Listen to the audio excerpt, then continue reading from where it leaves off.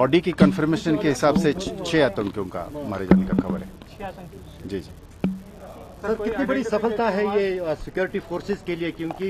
काफी चल रहा था पिछले दिनों से इंटेलिजेंस इनपुट जिस अंदाज से जम्मू में कुछ टेरर अटैक्स हुए थे और लगातार उसके बाद ऑपरेशंस आपने शुरू किए। डोडा में 4 टेररिस्ट मारे गए, उसके बाद बारामूला में और अब साउथ कश्मीर के कुलगाम। निसंदेह ये एक बहुत बड़ा माइलस्टोन है, बहुत बड़ा प्रोग्रेस है। सिक्योरिटी एनवायरनमेंट में मजबूती लाने के लिए ये सक्सेसेस बहुत मायने रखते हैं और एक सब्सटेंटिव तौर पे भी और एक मैसेजिंग के तौर पे भी ये इस चीज़ की इंडिकेशन है कि सिक्योरिटी आर्किटेक्चर की और लोगों का बढ़ चढ़कर इसमें ह्यूमन इंटेलिजेंस की जो फ्लो है उससे जाहिर होता है कि ये एक फाइट जो है वो लॉजिकल कंक्लूजन पर पहुंचेगी और इसमें लगातार इस तरीके का सक्सेसेस आते रहेंगे और जो भी कोशिश होगा दूसरे साइड से,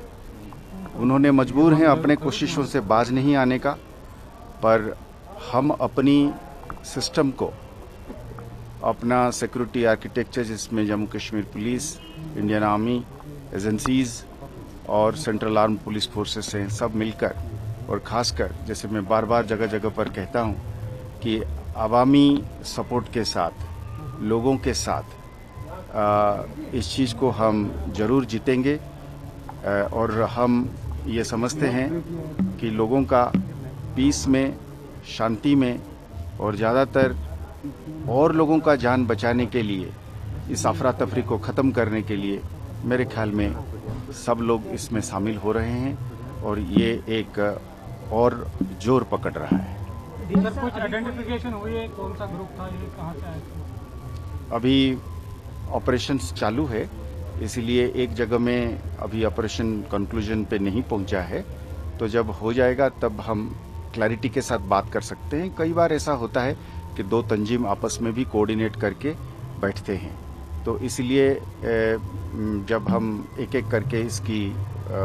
वो करेंगे तब इसमें लोकल टेररिस्ट्स का भी होने का खबर मिली है,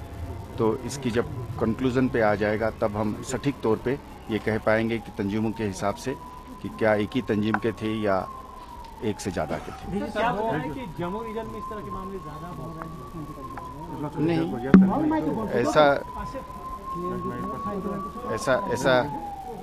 ऐसा नहीं है कि ऐसा है कि स्टैटिस्टिक्स एक ऐसी चीज़ है, नंबर एक ऐसी चीज़ है जो हमेशा सिक्योरिटी सिचुएशन की पैरामीटर्स को या सिक्योरिटी सिचुएशन को बयान नहीं करती है और पर हम हर इंसिडेंट को, हर एक्ट को बड़ा ग्रेविटी के साथ और बड़ा सीरियसनेस के साथ लेते हैं। तो मैं जैसे जगह जगह पर कहा हूं कि जम्मू साइड में एक पुराना चीज़ को एक्टिवेट करने की कोशिश है, तो इसीलिए जब एक जगह में कुछ हद तक, कुछ देर तक, लास्ट इंसिडेंट 2006-2007 के बाद अब जब इंसिडेंट्स होने लगे हैं या होने की कोशिश हो रही है, तो एक कंसर्न पैदा होती है, पर उस कंसर्न का मतलब नहीं है कि दुश्मन ने कोई भारी कामयाब हासिल करी है। देखिए, सबसे बड़ी कामयाबी है आतंक का एक इंसिडेंट करना, पर आतंक के पीछे एक सपोर्ट बेस को खड़ा करना, ये दोनों अलग अलग चीज़ है। आज अब अगर जम्मू की बात करते हैं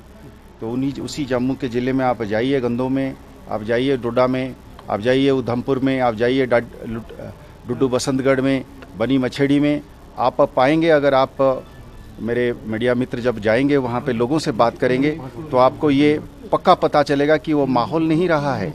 तो कोई आतंक को फैलाने के लिए जो इकोसिस्टम है वो नहीं है, वो हमारा सबसे बड़ी कामयाबी है। तो हम उस कामयाबी को बुनियाद बनाते हुए हम उम्मीद करेंगे कि हम अमन को और शांति को कायम रखवाएंगे।